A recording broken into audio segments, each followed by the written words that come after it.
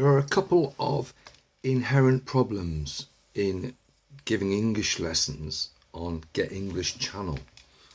The first one is that I'm talking to everybody and nobody. There's no student here. I'm talking to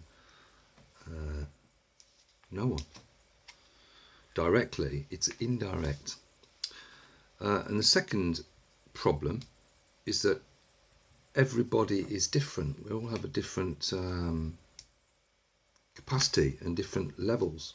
So the way around that, there you go, there's another problem. Look, see, artificial light. The way around that is kind of ignore it basically and just say, well, we're just going to put those known problems to one side and address the third problem. And the third problem is that you don't know what I'm talking about because you don't speak English. So we've got to take that problem as well and put that to one side and say, let's get over that problem. And what we'll do is we're going to start at the beginning. Okay, we're going to start at the beginning and we're going to say that this is English and French. And in French, we have to be and to have. And these verbs are known as auxiliary verbs. And in English, we have 3 auxiliary verbs. We've got to be, to have, and to do. And French people, which, yeah, okay, we've already established that you're not going to understand me because, like, that's why you're here to learn to speak English. But whatever. French people have a problem with do, in fact. They have a problem with be, and they have a problem with have as well. But it is interesting, French and English and our history, our shared history, because obviously, thanks to William the Conqueror, we have this incredible shared history and this shared culture where you had the English from the Middle Ages and Shakespeare's English and evolved into Shakespeare's English from 1066, William the Conqueror's Franco,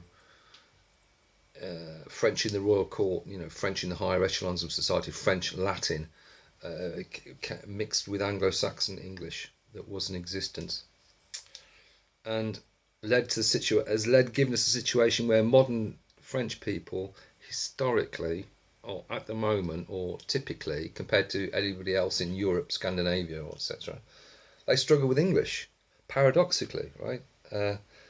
Paradoxically, French people struggle with English. Now, I've often wondered why that would be the case when you have, necessary, literally, compulsory, obligatory, liberty, so many words, thousands of words that we share in this same vocabulary. And I think part of the problem is that you have the fundamental difference of be and do, and also the fact that there is such similarities that it makes it hard for people to go out there and make a fool of themselves by saying necessary, like used to say nécessaire, because that's certainly what I found when I began to speak French, was that, okay, I've got to say that with a French accent. I have to make an effort. And I guess English people and French people struggle in some ways to make an effort. We can be very voluntaire in lots of things. But when it comes to putting yourself out there and making yourself look stupid and making an effort, faire un effort, people struggle. Whereas if you come from Scandinavia and you speak a language that nobody understands outside of Norway, if it's Norwegian, then A, you have to learn English because you have to get by, and B, you're all in the same boat if you're Norwegian and you all just like speak English.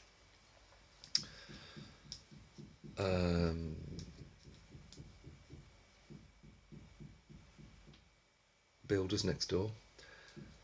So, okay, this is a 5-minute video on the subtleties of language, a confused, in some ways, mess. If you don't really understand English, it will certainly be confusing.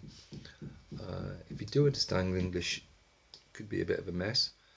But like I said yesterday, there is no massive plan, and to be constrained by the fact that there's no student in front of me. It's just whoever's watching, and there's no interaction. I don't know your level. You could know nothing, or you could completely understand me. And what was the third reason? I've forgotten, but it was quite a valid reason. So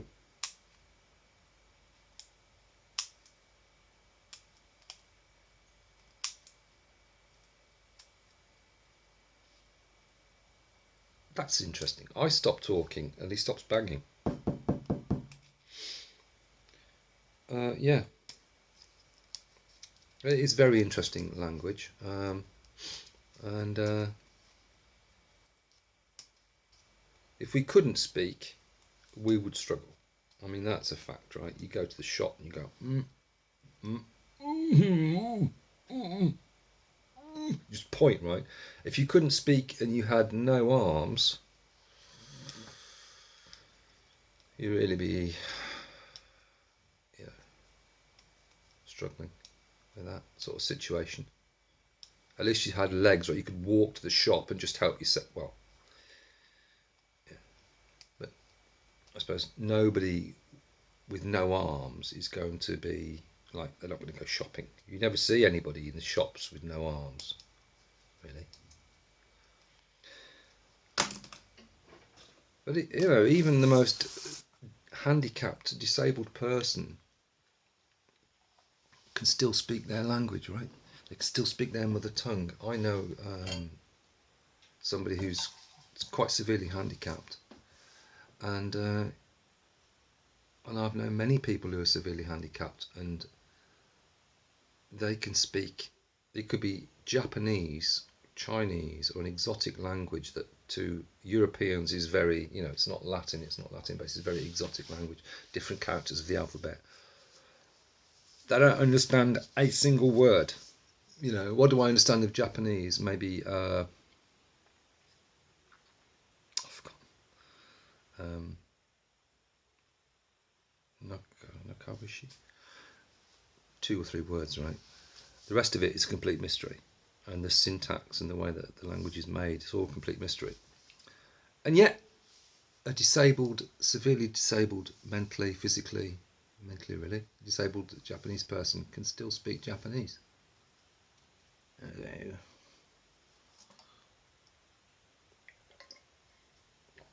All right, so I saw a thing the other day. Just before I go, I'll just say this quite interesting fact that if you speak another language, it helps you with your main language. So let's say you're English and you want to not be a dummy. If you learn French, your English will be improved. You'll understand English grammar more, because French is quite an exacting language, and you need to understand grammar, subjects of sentences, the objects, the indirect objects, what a pronoun is, what adverbs do. You understand more of that if you learn the second language, and it helps you understand your own language, which of course in schools teachers are failing to do, despite the news today that they're in the higher rate 40% tax threshold. Somehow children are leaving school knowing less than they did before. Certainly when I look at some of my old textbooks, I've got English, learn English textbooks from French books where you learn English from 1926 is the oldest one, and the level of difficulty is kind of, it doesn't take your breath away, but it's pretty impressive. Pre-war, post-war, 1950s books, still difficult. Going up to modern day, and everything's, well, changes. It goes less from learning by rote and learning by assimilation of repetition. Some things it's easier if you learn it by that, like the times table. You just learn it because you got no choice. 7 sevens are 49. To do, did, done.